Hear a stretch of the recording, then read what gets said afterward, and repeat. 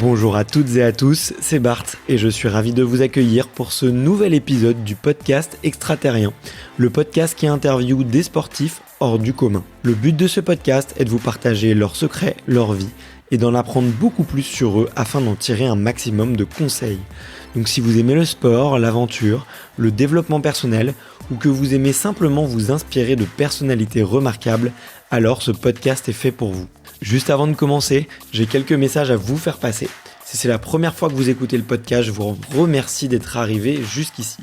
D'ailleurs, je vous recommande l'épisode avec Mathieu Torder qui a traversé l'Antarctique à seulement 27 ans. D'autre part, si vous ne le savez pas, j'ai beaucoup d'ambition avec ce podcast et je souhaite aller chercher des sportifs de plus en plus incroyables. Et j'aimerais vraiment interviewer vos sportifs préférés. Sachez que l'un des meilleurs moyens de les convaincre de participer, c'est notamment de leur montrer que vous êtes nombreux à adorer le podcast sur les réseaux sociaux et sur les notes iTunes.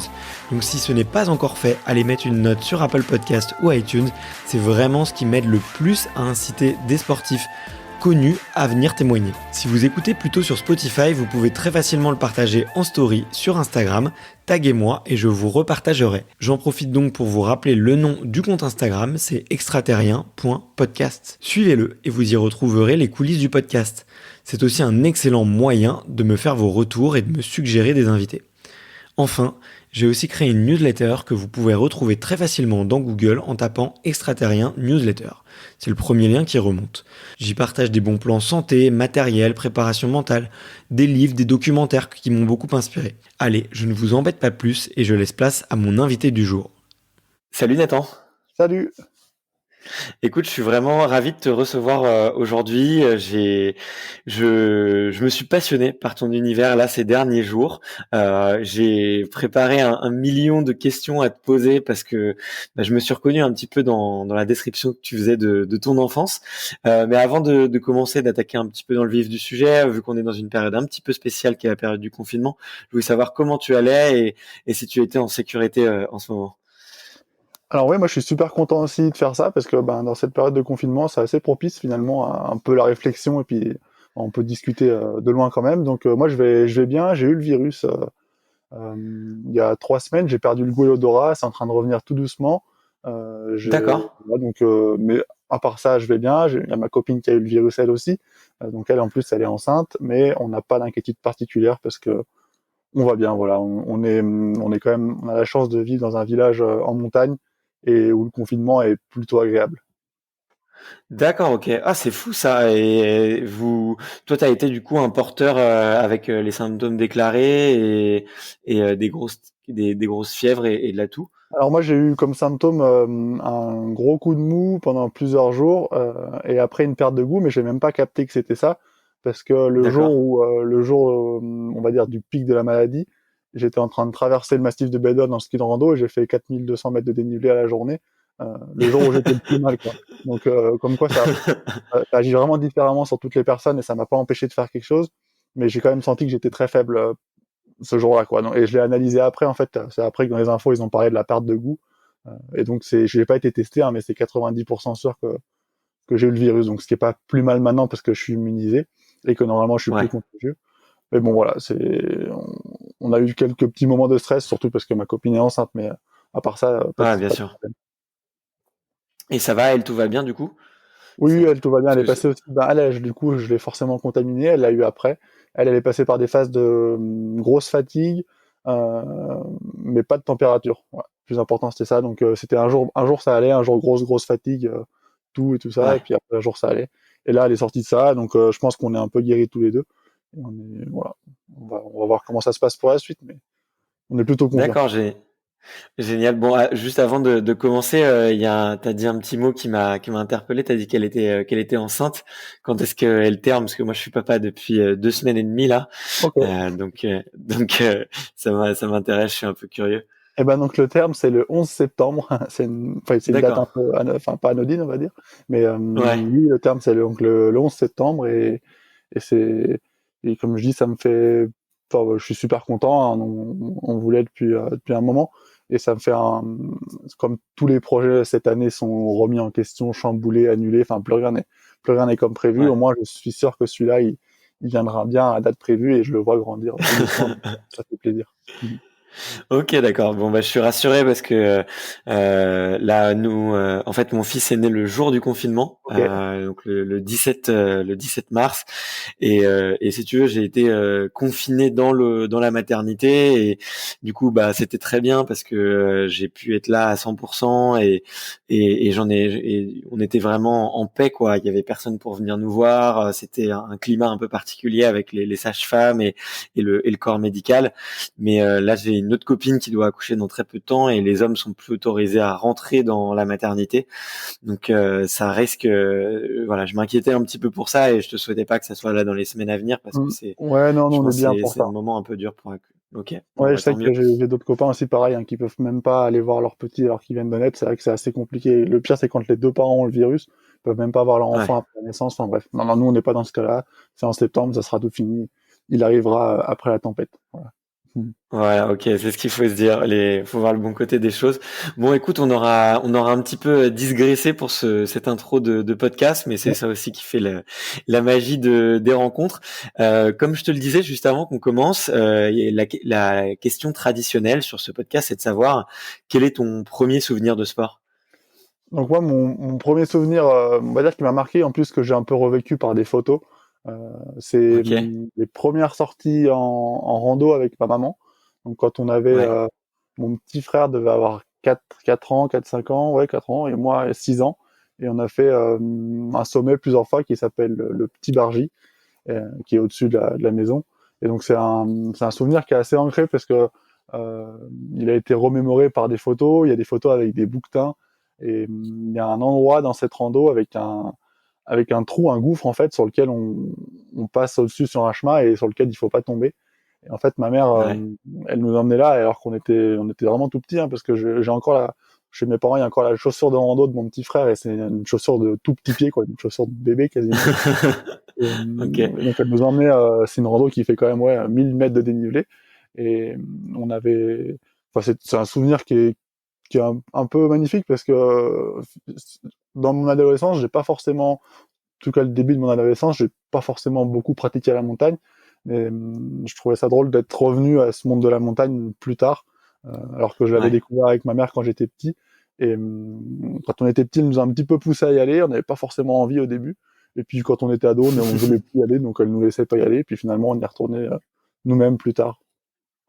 Ouais, mais c'est marrant ce que tu racontes, parce que moi aussi j'ai une maman montagnarde avec qui j'ai fait beaucoup beaucoup de rando, et moi aussi je traînais fortement les pieds quand j'étais petit, pour me faire du dénivelé. Maintenant c'est quelque chose que tu rattrapes, tu refais des randos avec ta maman, malgré le temps qui passe. Alors oui, oui, j'en ai refait un paquet après. Maintenant, le souci, c'est qu'elle traîne un peu derrière. C'est un peu l'inverse. Quand quand on part c'est vrai on a un rythme. Enfin, moi, je fais quasiment tous les jours donc l'hiver, du ski de rando. Je fais à peu près 1000 mètres de dénivelé par jour. Et Ah le ouais, matin, bon, après, on va enchaîner sur une future question. Je crois que qu'est-ce qu'est une journée parfaite, mais moi, c'est vrai que j'aime bien faire un tour le matin. Donc l'été, ça va ouais, être avec le parapente dans le dos et redescendre vite à la maison pour enchaîner une journée de travail un peu sur l'ordi. Et l'hiver, bah, c'est pareil avec les skis de rando. Et du coup, c'est vrai que bah, cet hiver notamment, j'ai fait énormément de rando, et bah, quand on en fait beaucoup, bah, forcément, on a un rythme qui va un peu vite après. Et donc ma mère, maintenant, elle ouais. me dit non, attends, moi, j'y vais pas avec toi. Je veux pas te ralentir, mais je suis quand même capable de dire des fois, attends, non, on y va ensemble, on y va cool, on se promène et on a le temps de discuter, de regarder. Donc oui, on s'est bien rattrapé, hein. On a fait un paquet de Hmm. tours de rando, que ça soit pour aller marcher, aller aux champignons. Là, on va au Maury en ce moment ensemble, c'est l'époque des Maury. Enfin, on y va ensemble, mais loin, parce qu'on n'est pas confinés au même endroit. Mais voilà. Ouais, Mm. ok. Ouais, c'est génial. Et du coup, t'as mentionné la journée parfaite. Ça serait d'aller chercher de la morue, la journée parfaite. Oui, ça peut en faire partie. La journée parfaite, elle évolue, hein, pour moi sur la saison. C'est vrai que j'ai la chance de faire donc un métier. Donc je fais de la slackline, c'est mon travail, et une grande partie de mon travail, c'est préparer les projets, toutes sortes de projets, hein, qui sont très différents. Et je fais ça depuis l'ordinateur, depuis chez moi. Et comme j'habite en montagne, bah, je suis collé contre les montagnes. Je suis dans une vallée, une petite vallée perdue qui s'appelle le village du Reposoir, dans les Aravis. Et ça Ouais, me permet, en fait, pour moi, une journée qui commence bien, c'est une journée avec un coup de sport le matin. et que ce soit l'hiver ou l'été. L'hiver, ça va être le ski, donc en fait, ça me permet de m'échapper rapidement, de partir assez tôt, en général entre 6 heures et 8 heures. Je fais, Ouais, on va dire, 1 heure de montée assez fort. Là, ça me permet de me dépenser et d'avoir un peu ma dose de sport quotidien. Et puis après, je redescends ouais. soit en ski, soit en parapente. Et là, ça me fait ma dose de gros plaisir quotidien aussi, parce que une fois que je me suis bien dépensé, que je suis arrivé en haut, il n'y a plus qu'à faire la descente et à se faire plaisir, soit sur les skis, soit sous le parapente. Bon, aujourd'hui, avec le confinement, je fais ni l'un ni l'autre et je respecte bien ça. Donc, je me rattrape autrement. J'ai une slackline dans le jardin et puis j'y passe des heures toute la journée pour compenser un peu ça. Ok, d'accord.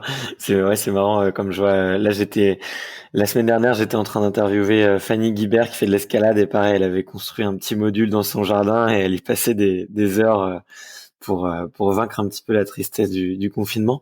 En tout cas, c'est vrai qu'on tes journées ont l'air bien remplies, en pleine nature et et est-ce que tu te rendais, enfin quand tu étais plus jeune, euh, bon on reparlera un petit peu juste après de ta découverte de la slackline, mais est-ce que quand tu étais plus jeune, tu avais vraiment cette envie de passer beaucoup de temps dehors, d'avoir des journées aussi remplies et aussi proches de la nature? Alors en fait, quand j'étais jeune, j'étais, on va dire un petit peu. Dès que je pouvais, j'étais dehors, mais j'étais quand même comme tous les jeunes, hein, un peu cadré dans un système scolaire. Donc, Ouais, j'avais pas forcément de difficultés, on va dire, pour suivre à l'école, mais je passais quand même énormément de temps virtuellement dehors. En fait, en gros, j'étais toujours les yeux par la fenêtre, hein. C'est un truc que j'ai jamais réussi à... Enfin, quand j'avais une fenêtre avec un bout de forêt devant moi, j'ai pu regarder des heures et des heures ce qui se passait dehors par la fenêtre, que ce soit de l'école, du collège ou plus ok, tard du lycée et de l'IUT. Et j'avais besoin de m'échapper comme ça. Et donc je savais que je n'étais pas fait pour passer mes journées enfermé, assis, on va dire. J'avais besoin de ouais, m'échapper. Mais c'était un souci parce que quand on est échappé par la fenêtre, on n'est pas forcément en train de suivre le cours. Et là, ouais, du coup, ça lie un petit peu la suite parce que moi, j'ai commencé la slackline. C'était un moyen pour moi de captiver mon attention sur une chose et j'en avais vraiment besoin. En fait, en gros, pour raccourcir un peu, c'est un peu comme de la méditation. Et, ouais. et le fait de toujours regarder par la fenêtre à l'école, forcément, c'était aussi un manque d'attention.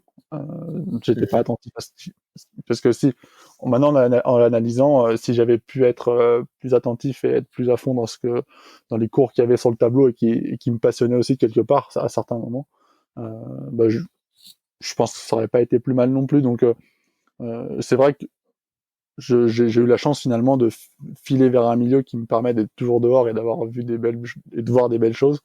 Mais Ouais, quand j'étais jeune, j'avais pas forcément l'occasion de le faire autant, bien que dès que je pouvais, quand j'étais ado, j'ai une époque où je courais beaucoup et tous les soirs ou tous les jours, enfin les jours libres, je courais. Et puis après, j'ai découvert la slackline et puis maintenant, suite à ça, c'était pendant quelques années, ça a été dès que je pouvais, j'étais sur une sangle le soir après l'école, le week-end. Enfin, dès que j'avais du temps libre, j'étais sur un bout de sangle. ok, écoute, c'est passionnant. Ton histoire, elle me parle beaucoup.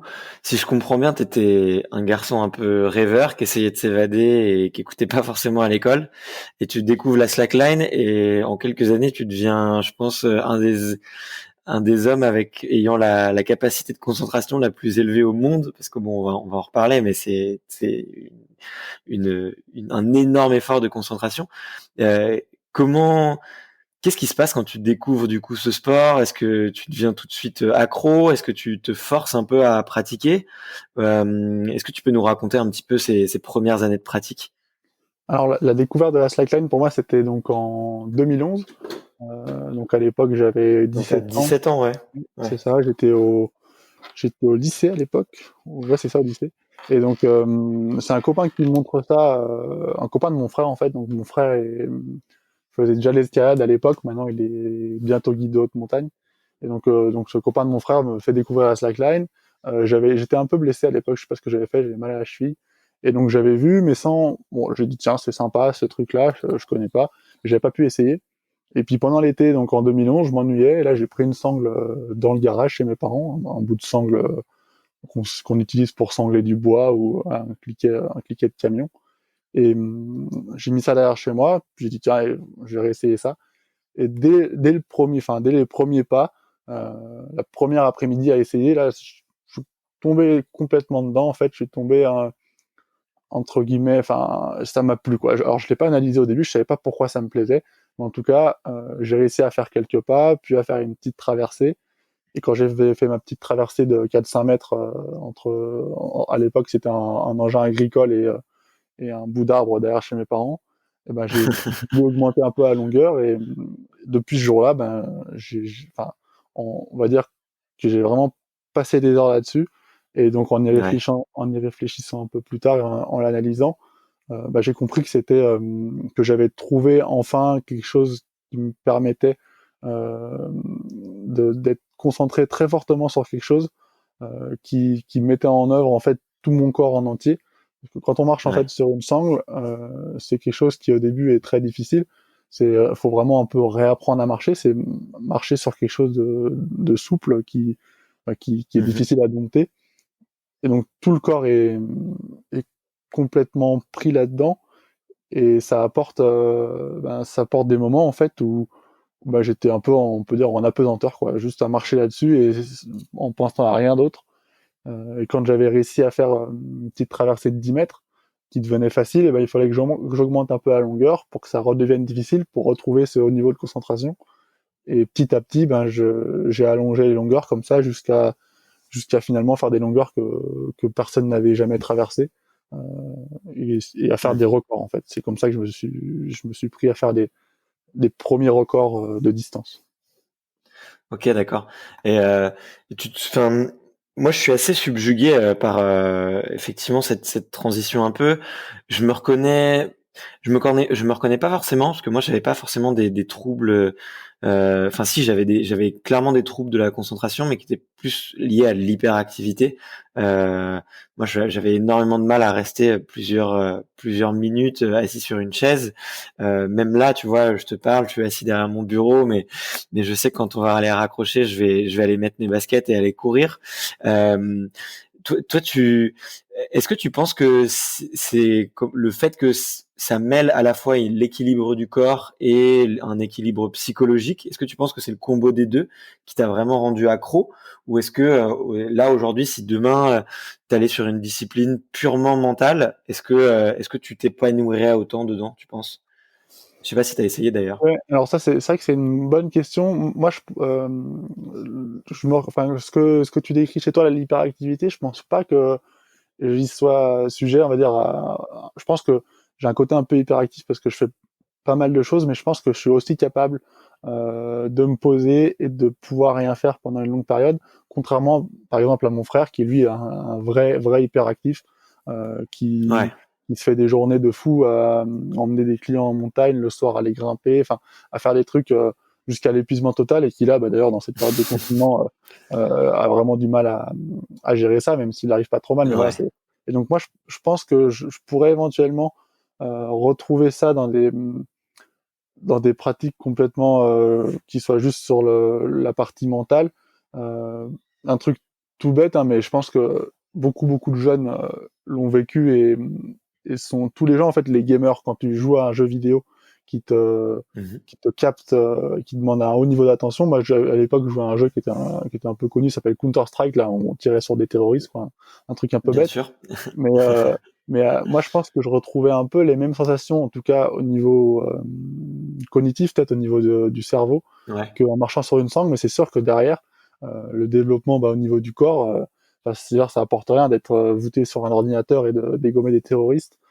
C'est pas très enrichissant. Et donc, c'est vrai que le fait d'avoir trouvé euh, quelque chose qui mêlait les deux, je pense que ça a forcément joué. En plus, quand donc on équilibre sur une sangle, on va travailler les muscles profonds, la posture, et c'est des choses qui jouent concrètement et réellement sur l'attitude après dans la vie. En fait, moi je suis quelqu'un qui est très grand, je fais quasiment 2 mètres, euh, Ouais. et on a tous, beaucoup de grands ont un peu ce souci-là. On a tendance à se voûter, à vouloir se mettre plus petit, à vouloir prendre moins de place parce qu'on sent qu'on a un grand Ouais. corps qu'on n'arrive pas trop à gérer.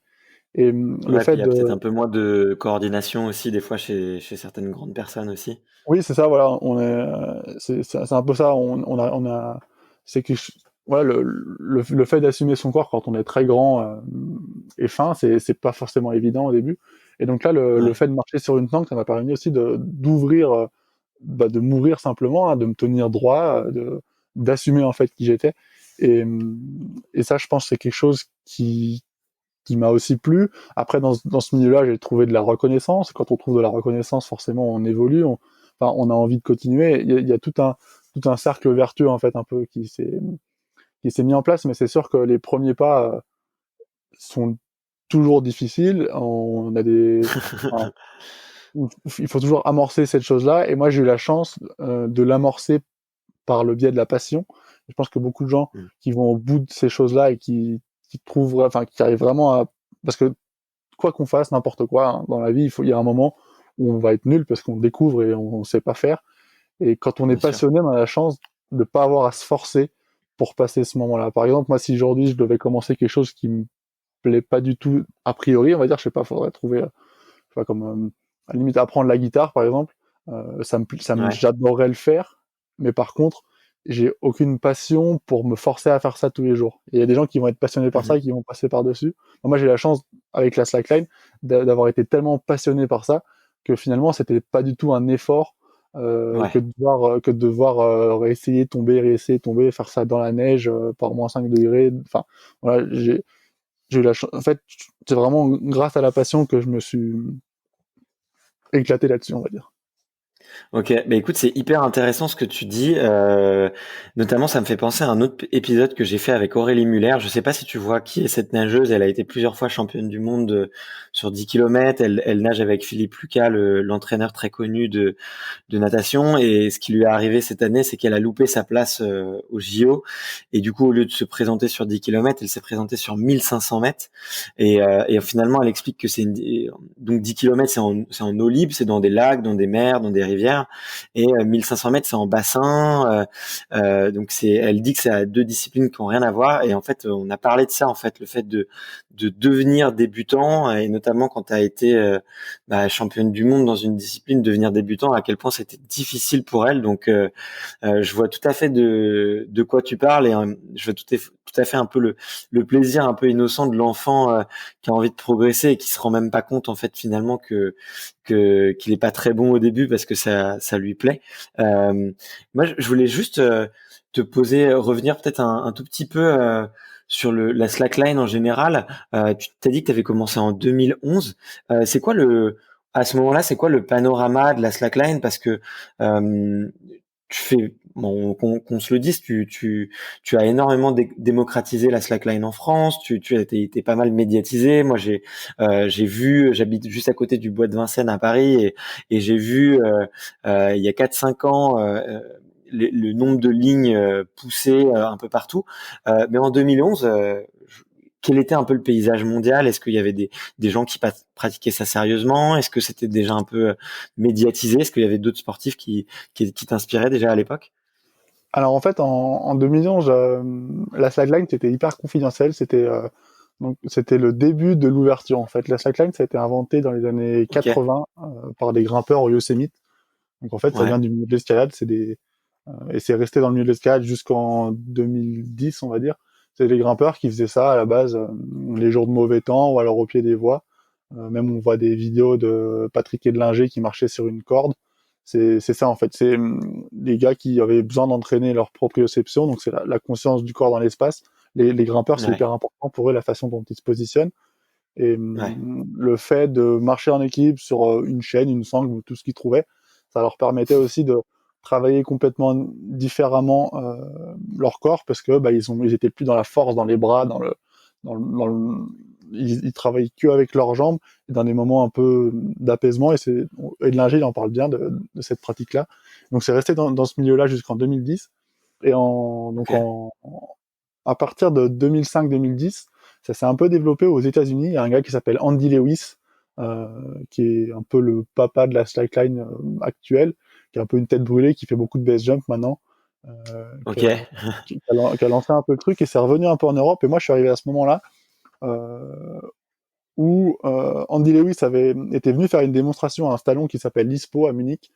Et là, les mhm, Européens se sont dit, oh là, il y a un truc là, ce mec-là, ce qu'il fait, c'est pas anodin. Il y a vraiment quelque chose. Et, et eux, du côté business, ils ont dit, là, il y a un truc à faire, il y a une pratique qui va peut-être émerger, il y a quelque chose, quoi. Donc, il y a plusieurs marques qui sont créées en Europe. Il y avait déjà une marque en France depuis 2005, un Français qui avait ramené ça, qui s'appelait Damien Mercé, parce qu'il est décédé depuis, qui a ramené ça en France, donc en 2005. Mais Ok. c'était tout petit. Moi, donc, quand j'ai commencé en 2011, les gars qui en faisaient parler et qui commençaient à en faire parler énormément, c'était les Flying Frenchies. Donc, Julien Millot, Tancred Mellet, qui, avec Seb Montaz, avait fait un film euh, qui s'appelait I Believe I Can Fly, où ils allaient faire de la highline dans les fjords en Norvège. Et c'est ce Wow, ok. film-là qui est un peu le début de la highline médiatisée en France. Ok, ok, d'accord. Et donc toi, tu arrives pile poil à ce moment-là et est-ce que tu les regardais beaucoup et est-ce que tu les as découverts un petit peu plus tard finalement et Alors moi, en fait, quand je commence la slackline, donc en 2011, je commence par hasard, donc avec ce copain qui me montre ça, qui faisait de l'escalade, et je savais même pas qu'on pouvait en faire dans le vide. Et ok, du coup, bah, je commence à en faire un peu, puis je vais voir sur Internet slackline, je vois qu'il y a une pratique dans le vide qui s'appelle la highline, qui a été enfin, démocratisée il y a pas très longtemps, mais c'est vraiment un tout petit milieu. Et en fait, j'ai la chance, dès l'automne 2011, de rencontrer donc Julien Millot, qui était des Flying Frenchies, qui faisait un tour de France un peu de la slackline pour aller faire découvrir la highline la slackline et la highline dans différentes villes de France, par le biais d'une ok, marque qui s'appelait Slack FR, qui s'est arrêtée il y a pas très longtemps.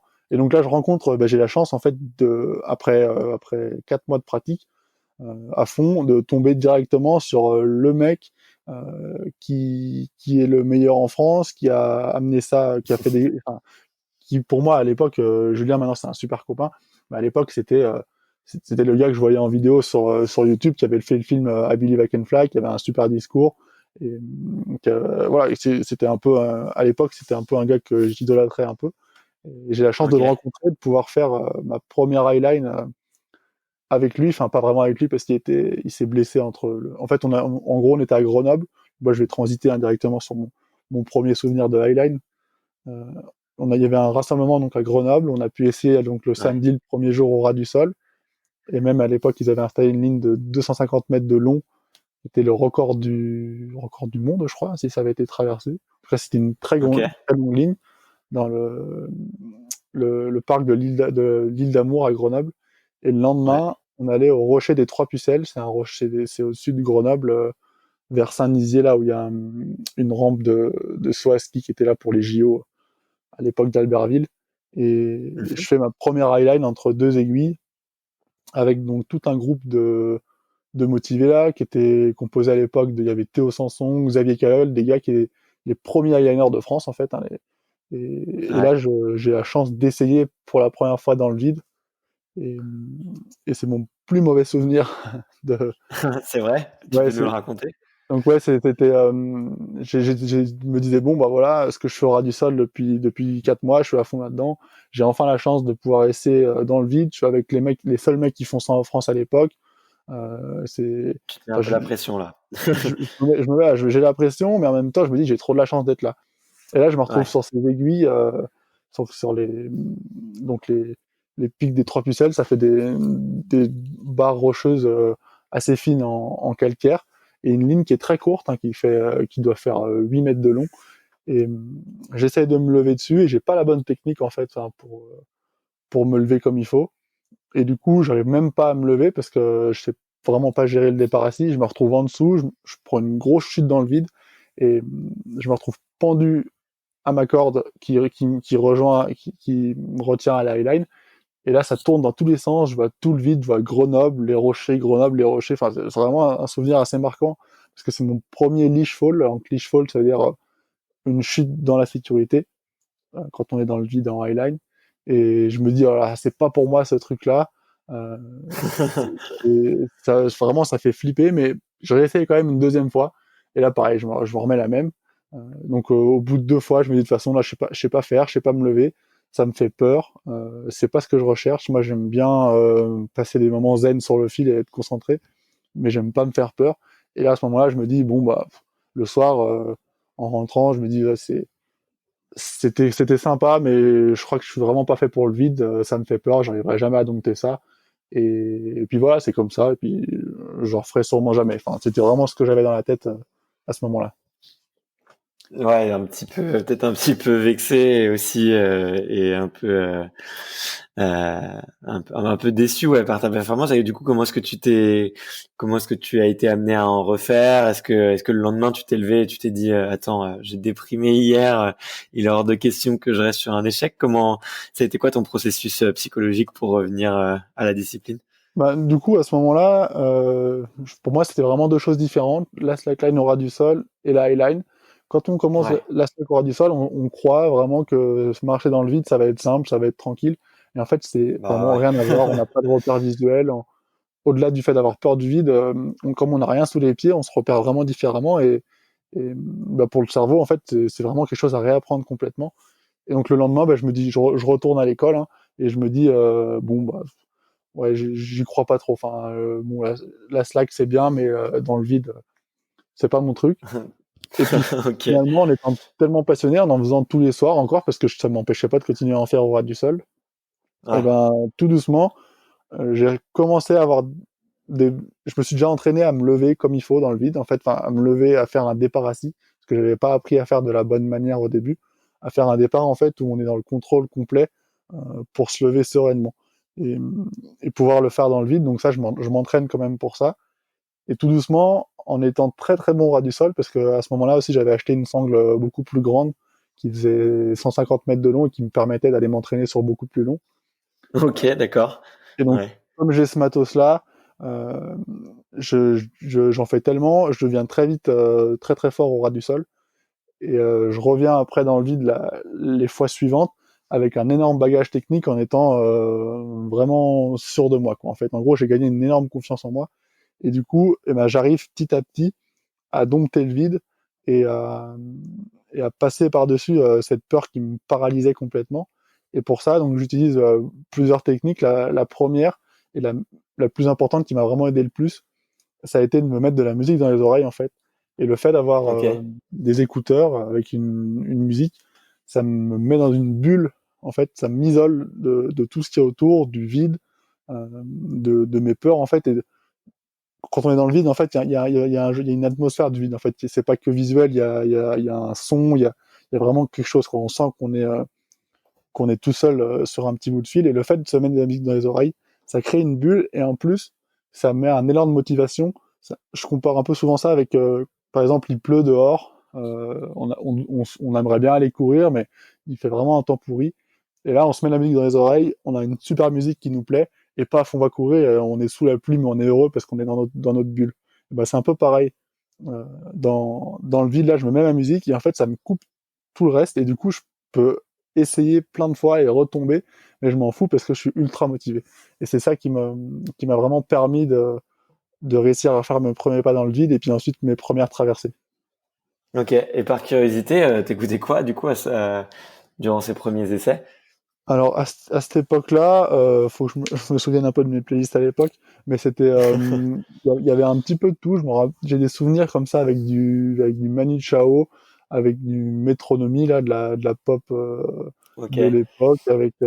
Après en fait j'ai des playlists qui ont toujours été un peu larges. Il y a du vieux rock, il y a de la pop, enfin, il y a un peu de tout et il suffisait juste en fait de trouver une musique qui me rappelait aussi les sensations que j'avais au sol, en fait. Et pour revenir dans, il n'y a pas de souci, tu sais faire, tu l'as déjà fait plein de fois chez toi, et mettre dans une atmosphère aussi qui me rappelle, en fait, une zone un peu de confort, en fait. L'idée, c'était d'aller Ouais. transposer ce que j'avais vécu au sol dans le vide, grâce à la Ok. musique. Parce que ouais, la différence entre les deux, tu l'as dit, c'est vraiment un sentiment de peur du vide et de perte de repères. D'ailleurs, je suis un peu curieux vis-à-vis de la musique parce que il me semble, alors dis-moi si je me trompe, mais que dans l'équilibre, l'oreille interne joue énormément. Est-ce que le fait d'écouter de la musique, ça peut perturber l'oreille interne ou au contraire, est-ce que ça peut la stabiliser ou est-ce que je dis n'importe quoi? Alors, moi, c'est vrai qu'on on fait souvent cette réflexion-là. Donc, l'oreille interne, c'est un organe bon, derrière l'oreille qui peut nous permettre d'écouter, mais qui est quand même différent, qui est là stabiliser, on va dire, le, la tête dans l'espace et pour donner des informations au cerveau sur la position du corps et de la tête au niveau des accélérations et des positions qu'elle a. Et en fait, le fait de mettre de la musique dans les oreilles, ça va pas du tout influencer sa capacité à bien fonctionner en fait. En gros, c'est c'est pas parce qu'on a les oreilles bouchées que l'oreille interne ne fonctionne pas. Ça va D'accord, pas ok. fonctionner avec les sons, l'oreille interne. Alors même si Ok. il y a forcément une partie des informations qui va être prise, parce qu'en fait l'équilibre, il y a l'oreille interne qui est l'organe principal, qui est beaucoup d'informations, mais il y a d'autres informations qui viennent. Et les plus grosses informations qui sont captées, c'est tout le reste du corps en fait. C'est ce qu'on appelle la proprioception. C'est tous les connexions nerveuses qui vont se passer sur la peau des mains, la peau des pieds, les tendons, les articulations, tout ça en fait va donner des informations au cerveau sur la position du corps. Et en fait, en gros, le principal des infos, ils viennent. Enfin, le fait de mettre de la musique, ça, en tout cas pour moi, hein, ça m'empêche pas du tout d'avoir un bon équilibre. D'accord, ok. Est-ce qu'il y a d'autres sens qui sont sollicités, qui sont sollicités à part justement l'oreille interne? Quand je parle de sens, c'est peut-être pas forcément les cinq sens tels qu'on les connaît, mais peut-être des sens un peu différents. Il me semble que tu en avais parlé dans une interview, notamment pour les gens qui le faisaient avec les yeux bandés. Et tu Ouais. parlais un petit peu de ces sens-là, et je suis un petit peu curieux de savoir quels sont les sens que tu sollicites du coup quand tu montes sur une ligne. Alors en fait, euh, quand on est en recherche d'équilibre sur quelque chose qui est instable comme une highline et en plus dans un milieu un peu stressant comme le vide, on va décupler un peu tous nos sens pour capter énormément d'infos et Ouais. essayer d'être le en fait, moi, en tout cas, ça me rend assez sensible à tout ce qui est autour pour pouvoir gérer au mieux possible. Et du coup, la vue est quand on le fait au ras du sol, c'est une information hyper importante. C'est ça qui nous permet d'être stable par rapport au sol. Quand on est dans le vide, Ok. euh, la vision, elle est plus secondaire parce que on n'a pas de repère autour. Alors, D'accord. il y a un entraînement qui va se faire moi, je me suis énormément entraîné les yeux fermés pour du coup compenser cette absence de repère visuel. Alors bien sûr, les yeux fermés, c'est beaucoup plus difficile, que ce soit au sol ou dans le vide. Euh, ça change vraiment beaucoup de choses, mais ça n'empêche Ouais. pas de le faire. En fait, quand on a les yeux fermés, en gros, on est un peu plus brouillon, on a besoin de bouger plus les bras pour qu'il y ait plus de retour d'informations. On est un peu moins précis, on va dire, on va faire plus de micro-erreurs. Mais par contre, Ouais.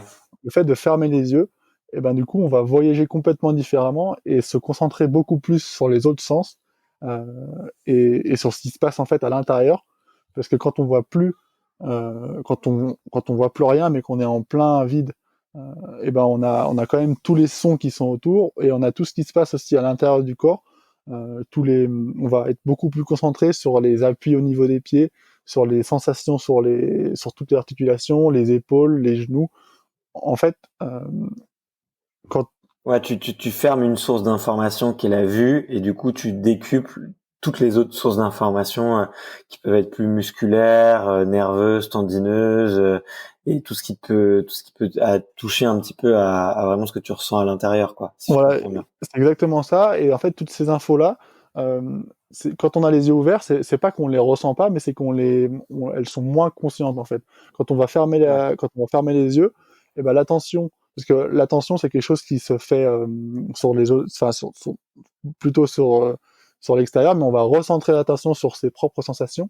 Et c'est tout des choses qui étaient dans l'inconscient, que le corps il gérait très bien de lui-même sans qu'on y fasse gaffe, qu'on va ressentir. Et c'est hyper intéressant parce que on apprend finalement en fait à se connaître et à voir ce qui se passe dans notre cerveau, euh, ce qui s'est toujours passé hein, depuis tout le temps, mais auquel on n'avait pas forcément prêté attention. d'accord, ok. Bon, en tout cas, c'est passionnant. Moi, je suis vraiment impressionné par ce que tu fais et ta capacité à te mettre dans ta bulle. Et d'ailleurs, qu'est-ce que tu utilises toi pour travailler vraiment ta concentration, peut-être plus sans travailler tous les sens, mais comment est-ce que déjà qu'est-ce que tu fais avant de faire une longue traversée? Je pense que on parlera juste après de tes exploits et des performances que tu as faites, mais À quoi tu penses peut-être, je sais pas, la semaine avant, le jour avant, l'heure avant?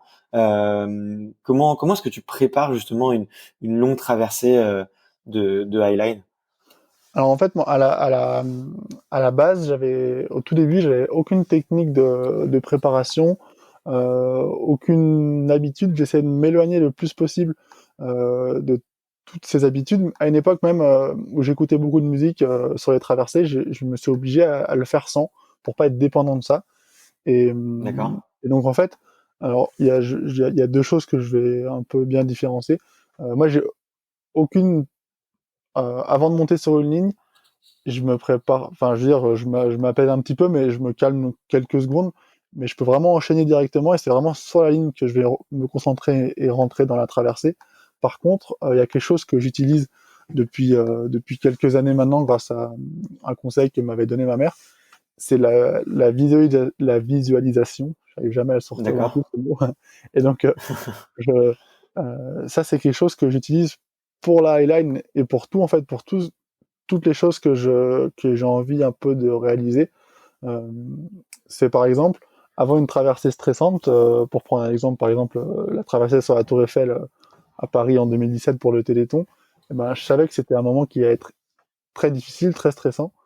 Et plusieurs soirs avant, au moment où j'ai su que ça allait vraiment se faire, avant de m'endormir, en fait, le soir, eh ben, je me projetais euh, dans cette traversée et j'imaginais que tout se passait bien, mais je l'imaginais de façon très émotionnelle, en fait. J'imaginais le bonheur que je ressentirais quand ça sera fini, que tout se passe bien, sans forcément aller dans le micro-détail de comment ça va se passer précisément, parce que ça, je suis très conscient que j'en sais rien et qu'il faudra que je Ouais. sois capable de m'adapter à toutes les éventualités, c'est parce qu'on peut jamais, enfin, les choses ne se passent jamais comme on l'a imaginé de toute façon. Mais par contre, c'est vraiment une technique que j'utilise régulièrement. J'imagine vraiment le bonheur que tout se passe bien, que tout découle bien et qu'à la fin, euh, tout s'est réalisé. Et ça, en fait, ça marche aussi des fois pour une conférence que j'ai à faire qui est un peu stressante. Et ben, je me projette un peu avant euh, en imaginant ça. Ça, c'est une technique que j'utilise régulièrement en fait, qui est finalement, enfin ça c'est un truc. En gros, moi j'aime bien toutes ces choses-là, les capter de personnes réelles. Je suis pas quelqu'un qui va beaucoup chercher dans des bouquins des techniques comme ça. Je D'accord? laisse un peu les choses venir comme elles doivent venir. Et ça, c'est ma mère qui m'a dit ça une fois. Ma mère a fait beaucoup de recherches sur ces choses-là. Elle m'a dit, Ok. ben, essaye ça. Et c'est vrai que c'est quelque chose que j'ai gardé et qui m'a beaucoup aidé, je crois, pour plein de choses différentes. Ok, et t'essayes pas du tout de visualiser des embûches ou justement des imprévus? Parce que tu vois, moi, c'est un sujet qui me passionne, la visualisation. J'en fais de plus en plus moi aussi. Même tu vois, comme tu l'as dit, hein, pas forcément pour du sport, mais aussi pour des tâches qui peuvent être professionnelles ou même un petit peu stressantes.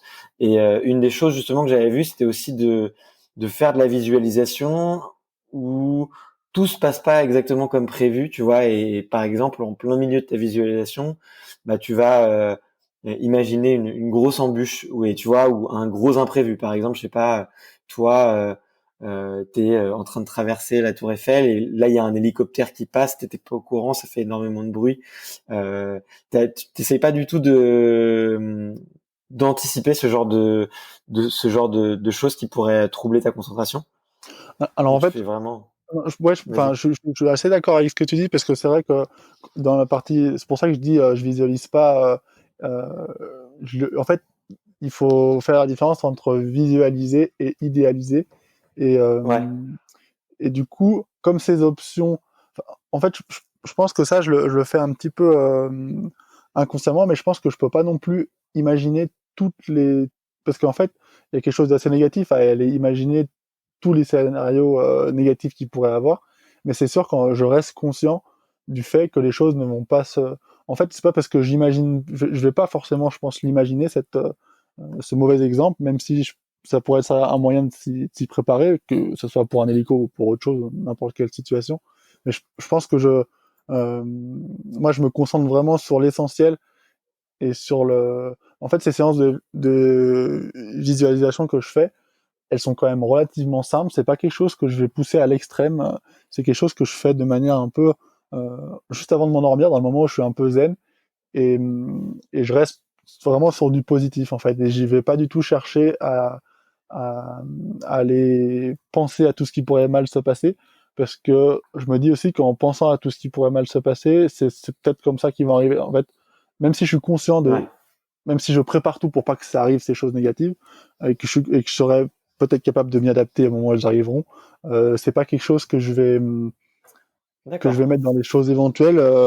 Je vais rester vraiment moi sur quelque chose de très léger et, euh, et lié aux émotions, euh, pour que ça arrive vraiment. Et après, par contre, cette visualisation, le jour où je suis sur la traversée, là, par contre, il faut complètement arrêter de se projeter et il faut être 100% dans l'instant présent. Et ça, c'est hyper important parce que moi, je l'ai déjà vécu complètement sur une ligne. J'étais au milieu d'une traversée et je me remettais à faire les mêmes exercices de visualisation que j'avais fait les soirs d'avant. Et en fait, ça marche pas du tout parce que quand tu es au milieu d'une ligne, euh, que, que tu es en équilibre et que tu dois te servir de tout ton corps et que tu imagines que tu arrives au bout et que c'est fait, et que c'est pas fait du tout, en fait. Là, il y a un gros danger. Ça m'est arrivé plusieurs fois de me mettre à pleurer quasiment en fait au milieu d'une traversée parce que j'imaginais que c'était fait. Et là, je me dis attends, Ah attends, ouais? attends, t'es là, il faut que tu ailles au bout et c'est pas fait. Et ça, c'est quelque chose que j'ai vécu plusieurs fois et que je pense que je revivrai parce que euh, quand on est dessus et qu'on y est vraiment et que ça se passe un peu comme on l'a imaginé, euh, et ben des fois on peut être tellement pris par les émotions que que du coup ça nous fait sortir du moment présent, et ça peut même nous faire tomber quoi. Donc il faut vraiment rester présent à ce moment-là. Waouh, attends, mais c'est incroyable ce que tu dis. Donc ce que tu racontes, c'est que ça t'est déjà arrivé de d'avoir une espèce de décharge émotionnelle en plein milieu de ta performance et de devoir te reconcentrer pour terminer quoi. Ouais, ça m'est arrivé vraiment plusieurs fois. J'ai, je pense, au moins deux exemples. Ça m'est arrivé à l'île de la Réunion quand j'ai fait mon premier record du monde en highline. Ça, c'était en Ok, 2015 et c'est en plus, je l'ai raconté dans un film. Donc, je pense que enfin, c'est pas un truc que j'invente maintenant parce que je l'ai raconté à l'époque. Euh, ok, c'était, c'était 1 kilomètre, c'est ça, non? non, à l'époque, c'était C'était combien? 403 mètres. C'était sur l'île de la Ok, Réunion, pas loin du volcan. C'était le premier, le 1 km, c'était un an après. Et, un an après, et ouais. donc, cette traversée-là, à un moment au milieu, ça se passait tellement bien. Il y avait les copains qui regardaient à côté, tout ça. J'étais tellement heureux d'être là, en fait, que bah, j'ai des larmes qui ont coulé, hein. Vraiment, j'ai une grosse décharge émotionnelle. J'étais vraiment une sensation de plénitude, quoi, d'être heureux d'être là. Et, Ouais, et en fait, tellement enfin, ouais, j'étais tellement dans les émotions qu'à un moment, je me suis dit, attends, non, mais là, il faut quand même que tu te ressaisisses et voilà, c'est génial ce moment-là, mais il va être beaucoup moins génial si tu tombes à cause de ça, et donc il faut que tu ailles au bout et il faudra faire sortir ces émotions quand tu auras traversé la ligne et pas maintenant. Et ça m'est arrivé à ce moment-là, et ça m'est arrivé aussi sur la traversée à la Tour Eiffel, qui était très très stressante et très difficile. C'était à l'époque ouais. de la mort de Johnny Hallyday. J'entendais les chants. En fait, à ce moment-là, j'entendais les gens qui chantaient pour Johnny sur les Champs-Élysées. Et moi, Waouh. j'étais entre la Tour Eiffel et le Trocadéro, au-dessus de la Seine. Et là, pareil, Ouais, je me disais, oh, c'est fou, quoi. Je suis au-dessus de Paris. C'est complètement irréel. Enfin, c'est un truc que je pouvais même pas l'imaginer. J'aurais jamais cru pouvoir faire ça. Et là, pareil, j'allais me mettre à. Enfin, j'étais pas loin de pleurer, quoi. Et je me suis dit, attends, attends, t'es en direct, t'es sur France Télévisions, là, il faut que t'ailles jusqu'au bout. Et voilà, ça, c'est deux exemples un peu précis là-dessus.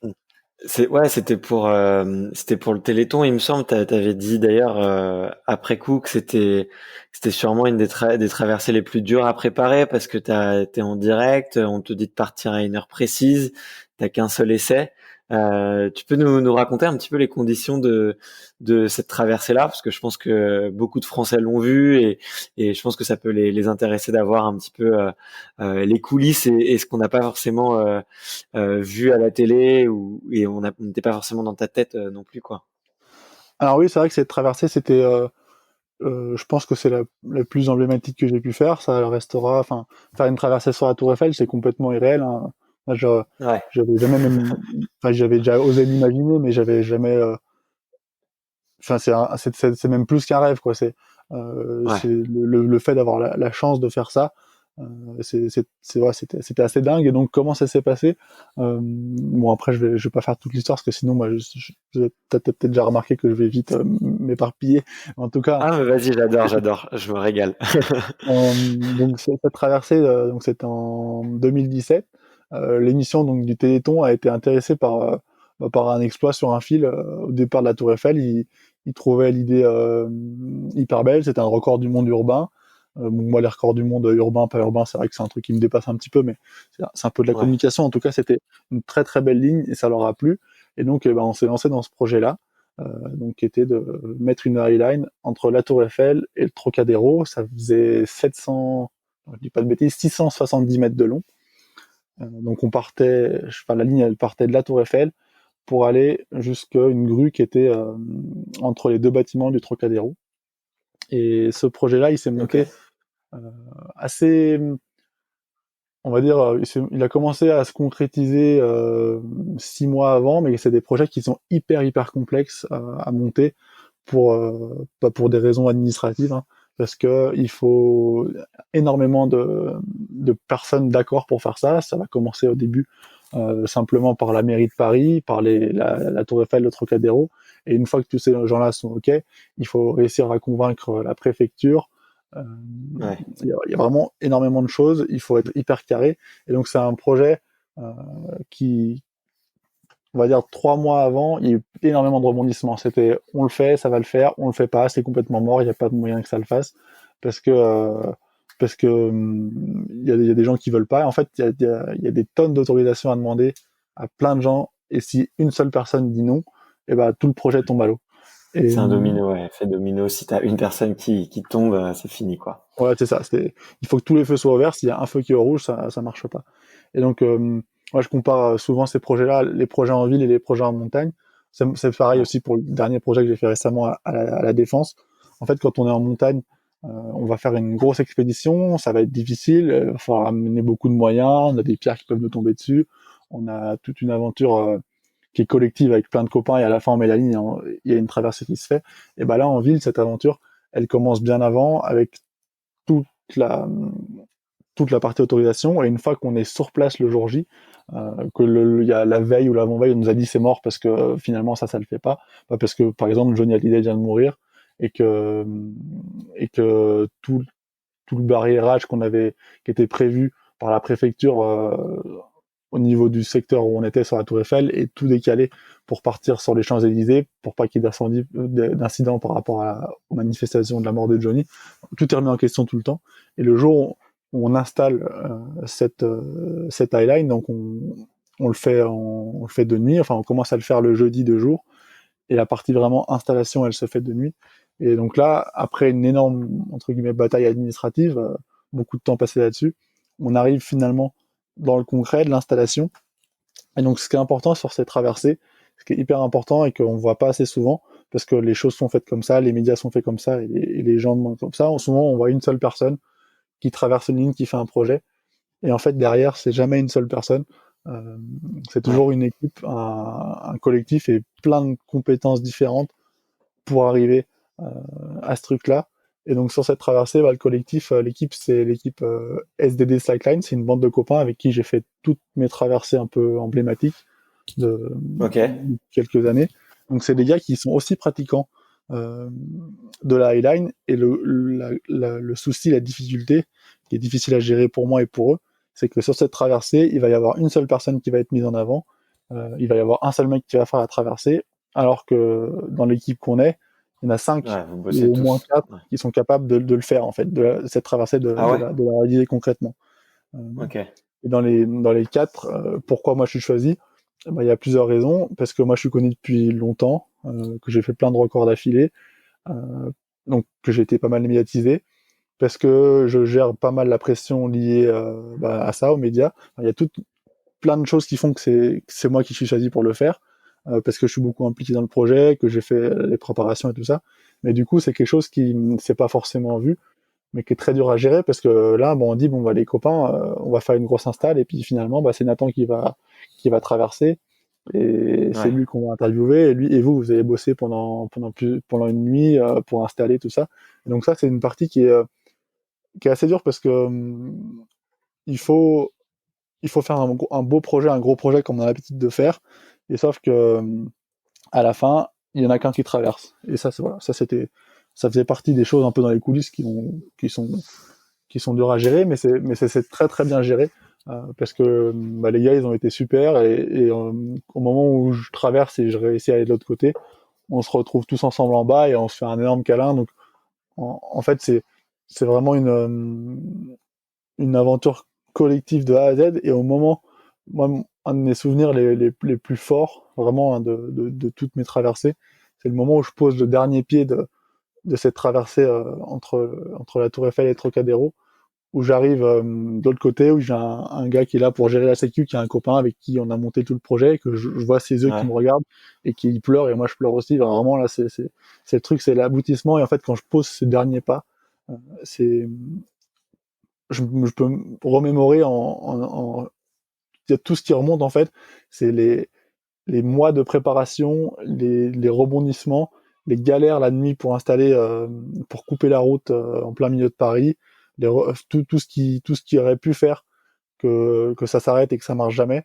Quand je pose ce dernier pas, c'est vraiment je concrétise tout ça et ça aboutit à, souvent quand on me voit à la télé, quand on me voit en vidéo, on dit tiens il a fini sa traversée, c'est génial. Et, et pour moi c'est beaucoup plus que la traversée que je finis en fait. C'est l'achèvement d'un projet, des mois de travail, d'un rêve en fait, et hyper collectif. Et en fait c'est ça qui est hyper fort en fait sur beaucoup de traversées comme ça.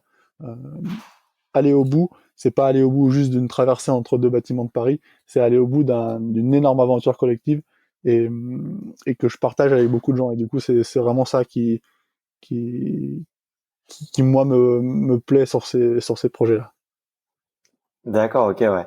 Bah écoute, en tout cas, c'est passionnant. J'ai l'impression que c'est vraiment un sport d'équipe, quoi, finalement. Et tu as mentionné le fait que c'était plusieurs compétences différentes. Est-ce que tu peux expliquer rapidement comment ça se monte une ligne et quelles sont les compétences du coup qui sont nécessaires? J'ai cru comprendre qu'il fallait un drone et que c'était assez long quand même et beaucoup plus technique qu'on ne le croit. Alors oui, c'est vrai, il y a toute une partie un petit peu très technique et qu'on a développée spécialement pour l'iLine. En fait, moi on me demande toujours, t'as une équipe pour installer avec toi? Et je dis non, non, mais c'est pas une équipe, c'est moi qui installe avec des gens, mais je fais clairement partie de l'installation de A à Z. Et en fait, on a développé des techniques qui viennent des cordistes, des grimpeurs, et on a pris un peu tout ça pour faire un truc nouveau, parce que installer une grande sangle entre deux points, ça a jamais été fait par personne. Et donc, pour envoyer la sangle d'un côté à l'autre, c'est vrai qu'on utilise un drone au début. Donc, en fait, on a un drone qui vient tirer un fil de pêche. Ça, c'est une technique qu'on a développée quand les drones sont arrivés. En fait, les drones sont arrivés en même temps que les très grandes traversées. Ça tombait très bien parce que ça nous a simplifié la tâche pour beaucoup de choses. Donc, en fait, ben, là, en plus, c'est rigolo parce que je suis dans ma chambre à matos là et j'ai le drone qui est à côté de moi avec la bobine de fil de pêche. Donc, on a un drone qui tire un fil très léger et qui part du point A au point B. Donc, en ville, ça va être deux tours d'immeubles, de bâtiments. En montagne, ça va être deux sommets ou deux falaises. Donc, il y en a un qui envoie le drone. L'autre en face, il reçoit le drone, il attrape le fil de pêche, et après, s'ensuit un va-et-vient, en fait, comme le drone ne peut pas tirer directement la sangle qui serait trop lourde, il tire un fil de pêche léger. Ce fil de pêche léger D'accord. tire une cordelette un peu plus lourde. Cette cordelette un peu plus lourde tire une autre cordelette un peu plus lourde.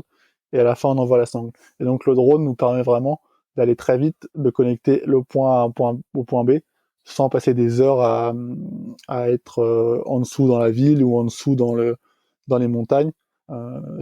Des choses qu'on fait quand même des fois, parce que par exemple à la Défense, on n'avait pas le droit d'utiliser de drone cette année. Donc pour le Téléthon, j'ai fait une traversée entre deux tours de la Défense.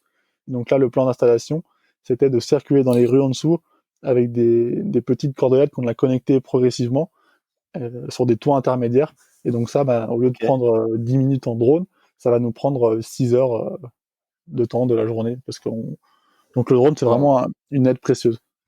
Ok, d'accord, ouais, je vois. Génial. Ça, c'est passionnant. On n'imagine jamais tout le travail qu'il y a derrière ce genre de performance. Et du coup, depuis que toi, tu as commencé à faire tes premiers records, tu as mentionné celui à La Réunion, tu es toujours avec la même équipe. Est-ce que tu peux nous retracer un petit peu l'historique de tes différentes performances? Tu m'as dit que il me semble que ton dernier record a été battu, mais tu as été quand même celui qui a repoussé les limites pendant plusieurs années, quoi. Alors oui, c'est vrai que le record actuel de Highline, c'est plus moi qui l'ai parce que c'est pas quelque chose enfin, c'est depuis quelques temps, c'est un truc qui m'intéresse un petit peu moins. C'est pas dit que je refasse pas dans les années ou les mois qui viennent, mais c'est un truc que j'ai mis un peu de côté. Et donc moi, c'est vrai que le parcours que j'ai eu dans la highline, c'est que je pense être la personne qui est là depuis plus longtemps et qui a enchaîné un paquet de records du monde d'affilée. Donc Ouais. pour faire un petit peu l'historique, après l'équipe de copains, elle a évolué, elle est quasiment toujours la même, c'est un peu fluctué. Là, c'est toute cette équipe-là. Il y en a beaucoup qui sont partis dans des sports comme le parapente, le base jump, donc on s'est un petit peu éparpillé, même si on se voit encore régulièrement, mais on fait un peu moins de projets ensemble qu'à une époque. Et donc pour l'évolution, donc en 2015, j'ai fait ce premier record du monde à La Réunion, qui était 403 mètres. À l'époque, dans l'équipe, il y Ok. avait que moi qui était capable de faire cette traversée-là. Il y avait personne d'autre qui avait le niveau d'aller au bout de cette ligne de 403 mètres à La Réunion. Quelques mois après, j'ai fait une traversée en France qui était à Millau, qui était 470 mètres. Là, c'était à l'initiative de deux copains qui sont Théo Sanson et Dani Mensik, qui c'est surtout Dani d'ailleurs qui est un copain tchèque. Il savait en gros qu'on avait la sangle pour Ouais. faire ça, et lui il savait qu'il avait le niveau pour faire ça, et il voulait absolument concrétiser ce truc-là. Donc on a fait une traversée un peu plus longue que celle de la Réunion. On a fait 470 mètres, même c'était juste un Ok. mois après en fait à Millau. Et l'année suivante euh, avec Dany, donc qui est vraiment un super gars. Voilà, moi c'est mon eyeliner préféré, on va dire. C'est un gars que je vois pas très souvent, mais quand on est ensemble, à chaque fois c'est génial quand on fait des beaux projets.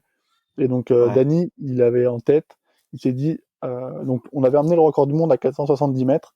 Il y avait des gars qui l'avaient repoussé jusqu'à un peu moins de 500 mètres. Le dernier, c'était un Suisse qui s'appelle Samuel Voleri, qui a fait d'autres records après Ouais. d'ailleurs. Et donc avec Dany, on s'est dit, non mais là, faut qu'on arrête de se grappiller 20 mètres, 20 mètres, 20 mètres. Dany, il a dit, allez, on se met 1 kilomètre d'un coup. On, On va calmer tout le monde. voilà, on s'en fout, on y va, on met 1 kilomètre d'un coup. Et là, je dis, ouais, mais Dany, ouais, bah, fou.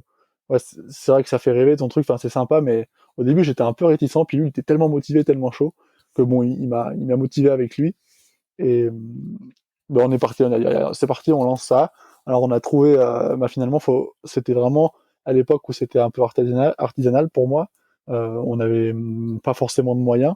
Donc là, on a réussi Ouais. à trouver Red Bull qui nous avait filé un peu d'argent pour pouvoir payer le matos. On a Ah, il y a réussi une à super motiver des vidéo d'ailleurs. sponsors. Voilà, il y a une vidéo qui avait été montée à cette époque. Et donc là, on va dans le sud de la France. Dany il faisait ses études à Nice. Donc Ok. Dany, il est tchèque, hein, il faisait ses études une année sur Nice et il a repéré un endroit qui s'appelle Aiglun. Et donc c'est deux falaises qui font 300 mètres de haut chacune. Sous ces 300 mètres de haut de falaise, tu as encore 300 mètres de gorge pour aller sur une rivière. Donc en gros, il y a 600 mètres de vide et ces falaises sont espacées d'1 kilomètre. Donc pour faire un peu en termes de proportion, c'est l'équivalent des traverser un peu les gorges du Verdon. C'est des énormes Ouais. falaises, une belle rivière au milieu et qui sont espacées d'1 kilomètre de long. Et quand on arrive sur place, c'est le truc, c'est juste énorme, quoi. Moi, imaginez traverser là, enfin, on voit ça avec Dany et lui, il avait déjà été repéré, mais voilà, moi, je me dis, mais c'est vraiment un truc de fou qu'on va faire là. Et il me motive vraiment pour ce projet parce qu'il est vraiment chaud. Et du coup, moi, un mois avant le projet, eh ben, je gère toute la partie administrative. Et pour le lieu, bah, c'était l'aviation civile, avoir les autorisations de l'aviation parce qu'on est dans le domaine aérien. Donc ça, c'est une Ouais. belle partie. Et aussi, il y avait une grosse partie avec l'Office national des forêts, donc l'ONF, et et le lieu parce qu'il y avait un aigle qui nichait éventuellement dans la région. Et donc là, bah, j'ai des heures et des heures et des mails et des échanges par rapport à ça. Finalement, ça aboutit sur un oui général, on peut le faire. Et, et donc là, bah, on va installer cette ligne et on va réussir à traverser tous les deux cette ligne d'1 kilomètre, alors que le record d'avant était à 500 mètres. Et on passe un peu sur une dimension encore nouvelle, parce que une traversée d'1 kilomètre, ça a vraiment, en termes de visuel, ça n'a rien à voir avec une ligne de 500 mètres. C'est vraiment, on passe sur un truc complètement nouveau, quoi. C'est une ligne, quand on, quand on parle de la ligne, on voit même pas les gens qui sont au bout, on voit des tout petits points. Et c'est vraiment, voilà, complètement nouveau, quoi. On n'arrive même pas à imaginer que c'est faisable. Et moi, sur cette ligne, on fait un shifumi. En gros, on tire à pierre, papier, ciseaux. La personne qui va aller devoir faire un réglage qui est assez complexe et assez épuisant sur la ligne. Et donc, c'est Dany qui perd, donc c'est lui qui y va. Et moi, j'ai la chance de pouvoir me lever en premier en étant en forme sur cette ligne. Et je vais faire un truc que dans le jargon on appelle, je la fais à vue, je la flash, c'est-à-dire que j'ai la chance de traverser la ligne au premier essai. C'est-à-dire qu'on met une ligne D'accord, d'un ok. kilomètre de long, et la première fois que je me lève dessus, et ben, Waouh, je vais jusqu'au bout et je m'assois de l'autre côté. Et pour moi, génial. c'est juste fou, quoi, parce que flasher une ligne comme ça, c'est dingue, et en plus, c'est un gros soulagement, parce que le faire en une seule fois, ça veut dire que je l'ai fait une fois et j'ai pas besoin de m'embêter à recommencer et à me refaire peur, parce que là, c'est une ligne qui est complètement terrifiante, c'est 600 mètres de haut, 1 kilomètre de long, des conditions pas faciles, du vent, et une sangle un peu nouvelle, du matériel différent, léger, qui nous fait peur, en fait, sur lequel on n'est pas habitué. Donc voilà, c'est vraiment tout un ensemble de choses qui fait que c'est. Enfin, moi, je fais cette traversée, c'est fou, quoi. On concrétise. Là, je pense qu'à l'époque, dans le milieu de la slackline, c'est ce qui a fait le plus de bruit. Parce que déjà pour le kilomètre et puis pour le fait qu'on ait doublé le record précédent. Et puis Dany, Ouais, il réussit aussi le jour suivant, et où je suis d'après, enfin, parce qu'il y avait un jour de vent. Et donc on réussit tous les deux ce projet-là, on partage ce truc, et pour moi, c'est pour de toutes les traversées que j'ai pu faire en montagne, c'est celle la plus. Voilà, c'est le changement de dimension, quoi. C'était en 2016, en avril 2016. Donc c'était il y a 4 ans, et voilà, on passe sur un truc complètement nouveau, et c'était fou. Et puis après, dans cette lignée-là, on fait 1662 mètres en 2017, euh, ouais, avec, plus avec Dany, mais avec les copains, du coup, avec qui j'étais à La Réunion, qui eux, entre-temps, ont pris un très bon niveau. Dans le groupe, on accueille 2 nouveaux gars, qui sont Lucas Millard et Pablo Signoret. Et ces 2 gars-là, un est étudiant en médecine, et, euh, et l'autre, Pablo, à l'époque, était étudiant, je sais plus, je sais qu'il était étudiant ou alors en année sabbatique. En tout cas, maintenant, il est étudiant à Aix-en-Provence. Ils sont très très forts, très jeunes, et devenus très forts en très peu de temps. Et c'est 2 super copains, hein, maintenant, et ça l'était aussi à l'époque. Et donc tous les trois, on va réaliser cette traversée de plus d'1 km 6. Et donc on fait le premier mile. On se dit, allez, on va faire le mile pour les Américains, c'est la longueur qui est parlante pour eux. ouais. Et donc on traverse le cercle de Navacelle en juin 2017.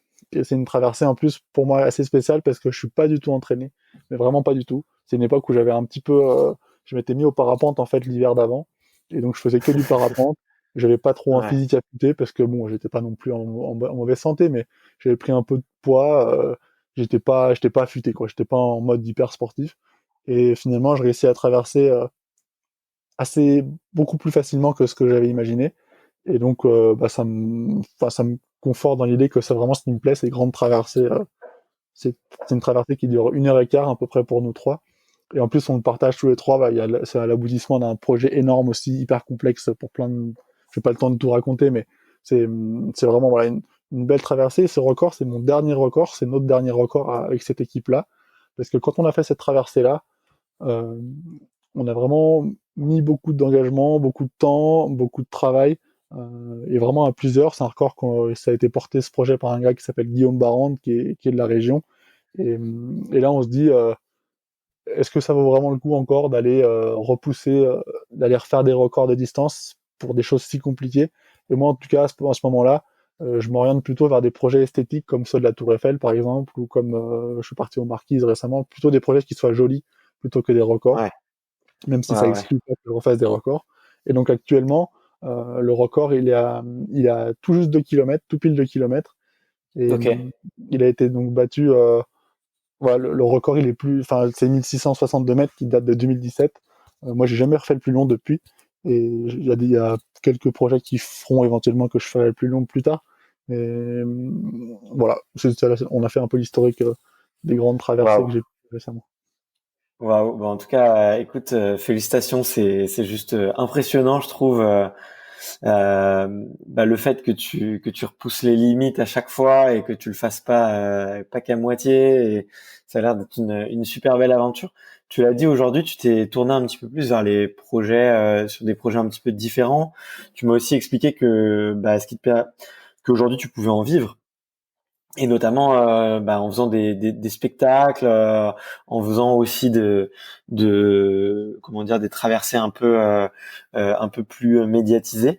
Euh, est-ce que c'est quelque chose qui te plaît aussi, ou est-ce que tu le vois comme une nouvelle aventure, ou est-ce que c'est vraiment une façon de te dire ok, j'en vis, parce que je pense que dans la slackline il y a peut-être très très peu de mecs qui en vivent actuellement.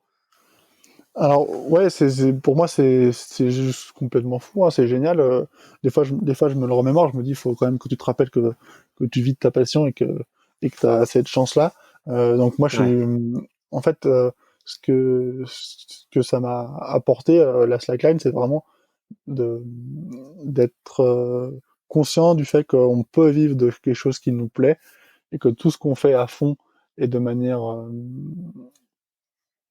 enfin si on vraiment on s'investit dans quelque chose, bah on peut éventuellement en vivre. Alors moi c'est vrai que j'ai la chance de faire quelque chose qui à la base ne laisse pas les gens indifférents. Quand on voit un mec sur un fil, c'est vrai que c'est quelque chose qui touche un peu tout le monde.